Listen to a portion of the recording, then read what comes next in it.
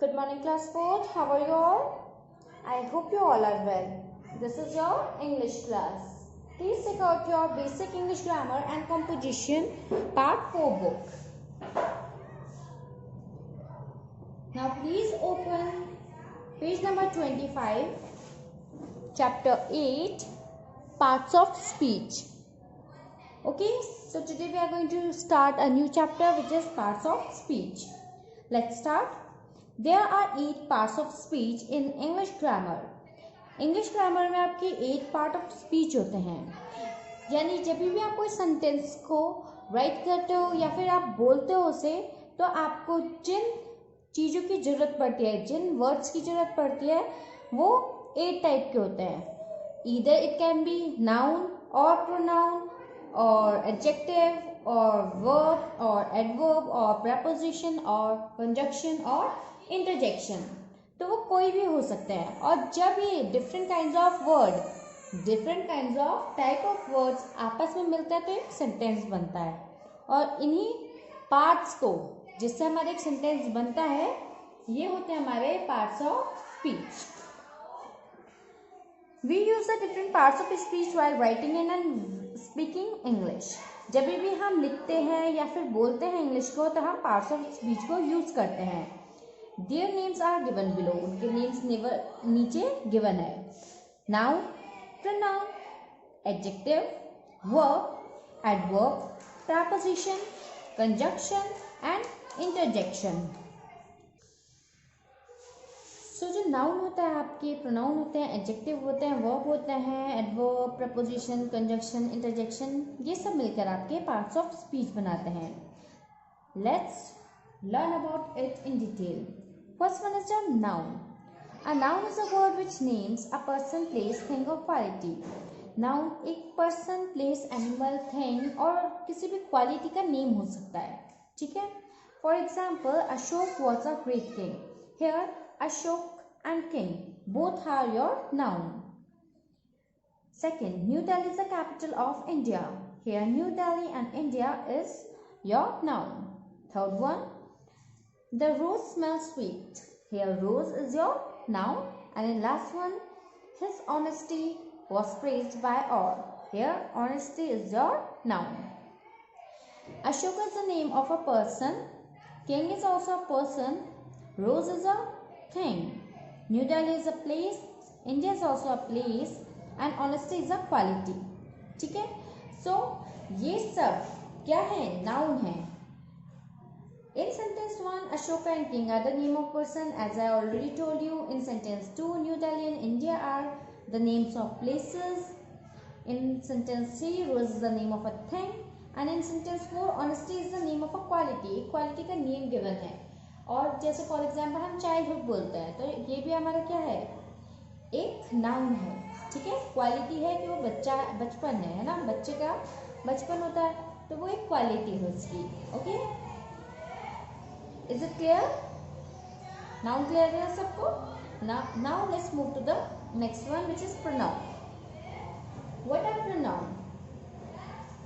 A pronoun is a word used in the place of noun. Noun के place में जो word use होते हैं, उन्हें हम pronoun कहते हैं. First, the boys are going to the playground. They are ready to play a match. Here, boys, which is a noun. Boy क्या है? नाउन है. लेकिन हमने नेक्स्ट सेंटेंस में इसकी जगह एक प्रोनाउन यूज कर दिया, which is they.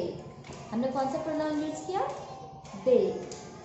In second, Neha is a very kind girl. Here Neha is a noun.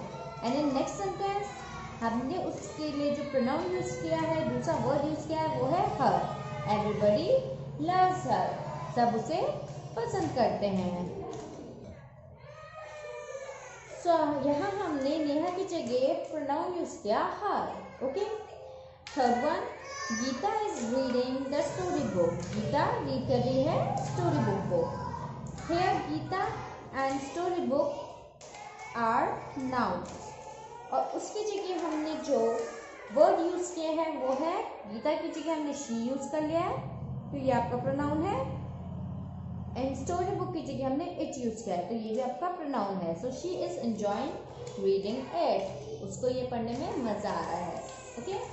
So in sentence first, boys is a noun. Sentence one में जो boys है वो noun है. They is the word used in the place of this noun. इस noun की जगह, इस noun की place में जो word use किया हमने वो they है. So here they is a pronoun. इसलिए यहाँ पे they क्या हमारा pronoun है, क्योंकि इसने boys को replace किया है ना. boys क्या थे हमारे, noun थे. noun को हमने replace किया they से. So they क्या हुआ, pronoun हुआ. In sentence second, Neha is a noun. Sentence second में नेहा noun है. Her is the word used in the place of this noun. अब उसकी जगह में, उस गर्ल नेहा की जगह हमने एक दूसरा वर्ड यूज किया है which is her, and her is pronoun here. यहाँ पे her क्या है, pronoun है, because इसने नेहा की place ली है. In sentence 3, Gita and story books are noun. Sentence 3 में गीता और story book both are noun. दोनों noun है, एक person है, एक thing है. और इनको जिन्होंने replace किया है वो है she और it. तो ये pronoun है. she हमने use किया है in the place of Gita. it हमने use किया in the place of story book.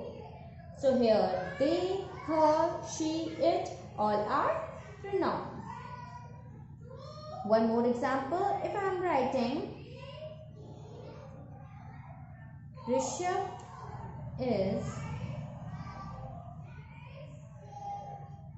a boy. Okay, here यहाँ पे हमें जो noun दिख रहा है ऋषभ, मैंने इसको अंडरलाइन किया. अगर आपको इसको चेंज करना होगा किसी प्रोनाउन में तो आप क्या यूज करोगे, he. ठीक है, हम कोई और वर्ड यूज कर सकते हैं. he is a boy. Okay, तो हमने he यूज किया क्योंकि बॉयज के लिए हमेशा he प्रोनाउन यूज होता है.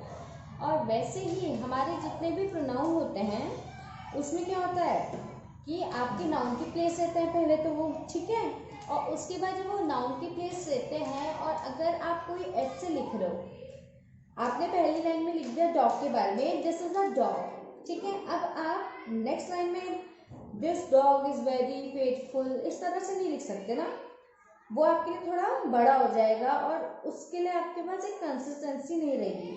ठीक है, आपको अपने आप को कंसिस्ट रखने के लिए क्या करना पड़ेगा, द डॉग की जगह आप यूज कर सकते हो इट, क्योंकि नॉन लिविंग थिंग्स के साथ क्या यूज होता है, इट यूज होता है. ओके, तो हम क्या करेंगे, this is a dog, it is a faithful animal, it is a pet animal, it eats bones. So इस तरह से हम जब ऐसे लिखते हैं तब हम यूज करते हैं. ठीक है, किसका यूज करते हैं, प्रोनाउन का. फर्स्ट लाइन में हम नाउन को मेंशन कर देते हैं और फिर नेक्स्ट जो हमारा लाइन होती है उसमें हम लोग प्रोनाउन यूज करते हैं. Okay, is it clear? Now adjective. An adjective is a word that adds to the meaning of a noun or a pronoun. Adjective जो होता है वो noun या pronoun में एक meaning add कर देता है. For example, वो आप में एक क्वालिटी बता सकता है, किसी चीज़ की क्वांटिटी बता सकता है. ठीक है, तो जितने भी आपके adjectives होते हैं वो आपको बताते हैं कि वो noun या pronoun कैसा है, कितने हैं. ठीक है, तो उसकी क्वालिटी बताता है और क्वांटिटी बताता है. Manoj is a good boy. Here good, good means अच्छा, ये इसकी क्वालिटी है. ठीक है, तो here good is your adjective. He gave me some money. Here some क्या है, क्वांटिटी है. ये क्या है, क्वांटिटी है कि वो उसने मुझे कुछ पैसे दिए. ठीक है, so here some is your adjective. Let's move to the next page. Third, many people gather there. Again his quantity, quantity बताई जा रही है कि बहुत सारे हैं. ठीक है, so hair many is your adjective. He is angry with his sister. यहाँ पे क्वालिटी बताई जा रही है. ठीक है, कि वो कैसा है, गुस्सा है. Okay, in sentence 1 the word good is an adjective. It qualifies the noun सब student. So here in sentence 1 आपने देखा था कि गुड जो है वो एडजेक्टिव है और वो क्वालिफाई कर रहा है कि एक स्टूडेंट कैसा है. In sentence 2 the word some is an adjective. Sentence 2 में सम जो है वो एडजेक्टिव है। It qualifies the noun money. ये मनी को क्वालिफाई कर रहा है, मनी के बारे में बता रहा है कि मनी कितनी है, कम है, ज़्यादा है, कितनी है। और इस वाले टर्म में ये क्या है, सम है यानी कुछ है। In sentence 3, the word many is an adjective. Sentence 3 में जो many word है वो adjective है, क्योंकि ये भी pupil की quantity बता रहा है, उनके बारे में बता रहा है। Fourth one, in sentence 4, the word angry is an adjective. Fourth वाले में angry जो word है वो adjective है। ये qualify कर रहा है pronoun he को, he जो कि आपका pronoun है उसके बारे में बताया जा रहा है यहाँ, ठीक है। Note, in sentence 4, the adjective angry qualifies the pronoun he. In all other sentences, the adjectives qualify the nouns. अब आपने देखा था बाकी सब में जो जिसके बारे में बात हो रही है वो क्या थे, यहाँ पे नाउन थे, pupil, इससे पहले वाले में स्टूडेंट नाउन थे, मनी ये भी नाउन था। लेकिन यहाँ पे जब हमने फोर्थ वाले में बात की तो ये जो था ये हमारा प्रोनाउन था, ठीक है। तो जैसे हमने पढ़ा था कि एडजेक्टिव आपके नाउन और प्रोनाउन दोनों की क्वालिटी और क्वांटिटी बताता है, ठीक है। Is it all clear? So today we are going to do till here. In our next class we are going to start from the verb, okay. I hope you understand till here. With this a class in here, I will see you the next time. Till then, stay home, stay safe.